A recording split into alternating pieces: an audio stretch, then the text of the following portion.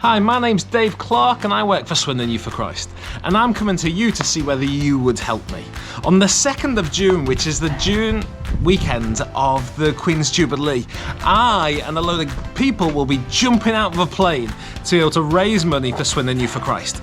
Now, why are we doing this? We are doing a skydive. If you do not know what a skydive is, how about you check it out on Google?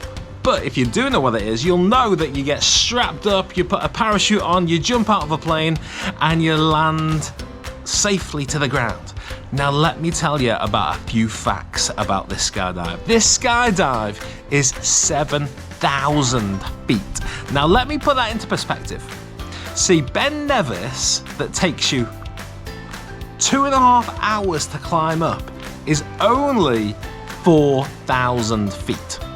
Okay, so it's like jumping out of a plane for 2 Ben Nevises worth of distance. Now that is, into perspective, to climb 2 Ben Nevises worth of distance, that is going to take you close to 5 hours. Now, jumping out of a plane is going to take about 13 seconds. That is how fast and how quickly that we are going to be speeding towards the ground. Now, another little fact about skydiving is you put your body under what is known as G's. G's is not Jesus, it is not Garfield, it is not glue, it is G-forces. Now what happens is when you jump out of a plane, wind pushes against you and the G-force stands for gravitational pull. Now you put your body under 3 times the strength of normal gravity, which what happens to your face is this. And so, yeah, that was a lovely sight for you. And so yeah, we are going to be putting our body under some pressure in order to be able to jump out of this plane. Now, if you like the idea of that, fantastic.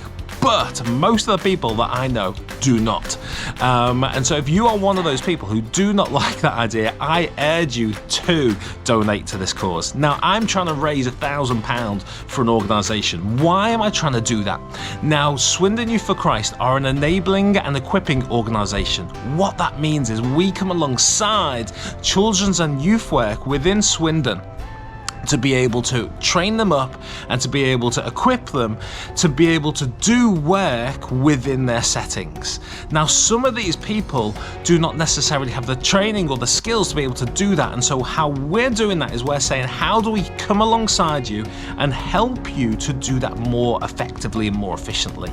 Now, sometimes that looks like providing people resources in order for a youth group or a children's work in order to take place. Sometimes it is about providing them with equipment to be able to do a session for a night that is really helpful. Sometimes it's about being able to put on an event or a residential where young people can come away with their youth workers or children's workers that wouldn't necessarily get to be able to do it otherwise. Now, during the pandemic, it is well known that in between the ages of 11 and 17, this is the age group that were hit the hardest.